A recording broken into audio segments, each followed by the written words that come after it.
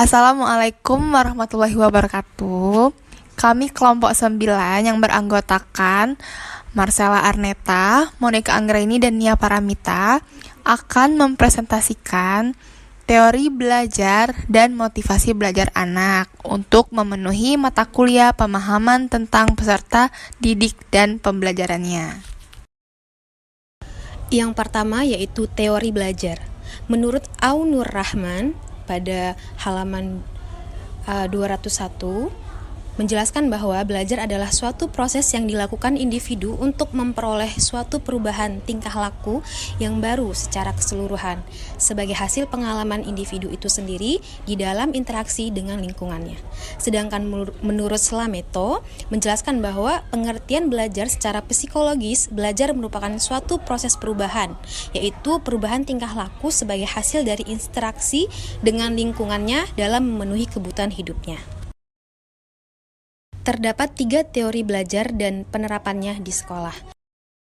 Yang pertama ada teori behavioristik. Menurut teori behavioristik ini, belajar merupakan perubahan tingkah laku sebagai akibat adanya interaksi antara stimulus atau rangsangan dan respon. Nah, dengan kata lain, belajar itu merupakan bentuk perubahan yang dialami siswa dalam hal kemampuannya untuk bertingkah laku dengan cara yang baru sebagai hasil interaksi antara stimulus dan respon. Seseorang dianggap telah belajar sesuatu jika ia dapat menunjukkan perubahan pada tingkah lakunya. Adapun penerapan teori behavioristik pada pembelajaran di kelas yaitu yang pertama asimilasi, di mana anak mengetahui bahwa bola kaki itu dimainkan dengan cara ditendang. Yang kedua ada akomodasi. Nah, anak ini akan mengetahui ternyata terdapat beberapa bola yang dimainkan dengan cara dipantulkan, dipukul, dan dilempar. Yang tahap selanjutnya yaitu adalah ekuilibrasi, di mana anak akan mengetahui berbagai jenis bola dan cara memainkannya. Selanjutnya, teori kognitif sosial.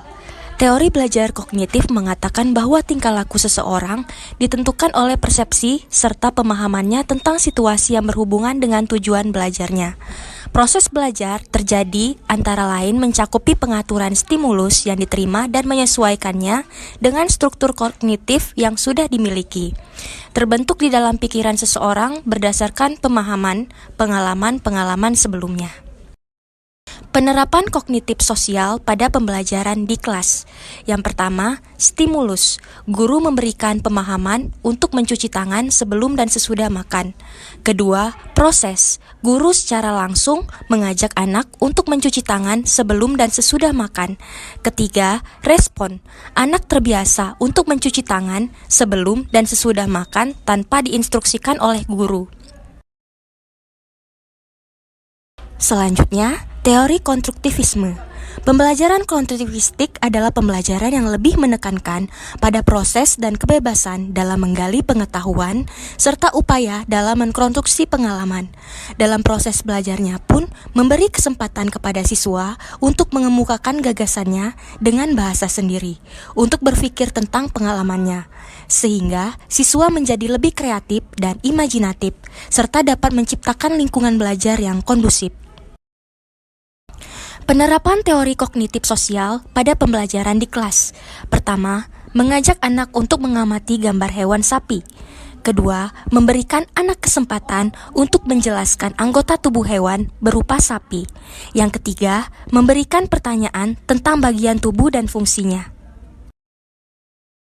Selanjutnya, model-model prinsip konstruktivisme. Yang pertama ada model pembelajaran terpadu, yang mana model ini itu melibatkan atau mengaitkan berbagai bidang studi. Jadi semua bidang studi itu dapat digunakan dalam model pembelajaran terpadu ini. Yang kedua, cooperative learning. Cooperative learning merupakan strategi atau model pembelajaran dengan jumlah siswa sebagai anggota kelompok kecil yang tingkat kemampuannya berbeda. Dalam menyelesaikan tugas kelompok, setiap siswa anggota kelompok harus saling bekerja sama dan saling membantu untuk memahami materi pembelajaran. Nah, kali ini ada 4 kasus yang membutuhkan pemecahan dan diperlukan motivasi.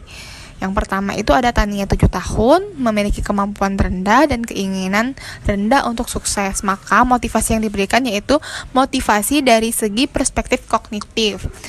Karena adanya pemikiran dari si Tania untuk adanya pemikiran Tania yang memiliki kemampuan yang rendah dan keinginannya yang rendah untuk sukses. Maka guru perlu menggunakan perspektif kognitif untuk mengetahui dan memotivasi si Tania. Yang kedua ada Samuel 10 tahun yang bekerja keras untuk menjaga harga dirinya pada tingkat tinggi tetapi memiliki rasa takut. Maka motivasi yang ditekankan yaitu motivasi yang mampu menumbuhkan kepribadiannya dengan positif. 3. Sandra 13 tahun yang tenang di kelas dan meremehkan keterampilan mereka. Maka motivasi yang diberikan yaitu motivasi pada perspektif sosial.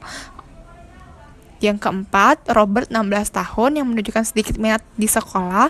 Maka motivasi yang diberikan yaitu motivasi yang berkaitan dengan pembentukan untuk keberhasilan anak di sekolah. Baiklah, itu saja presentasi dari kelompok kami. Kami ucapkan terima kasih. Wassalamualaikum warahmatullahi wabarakatuh.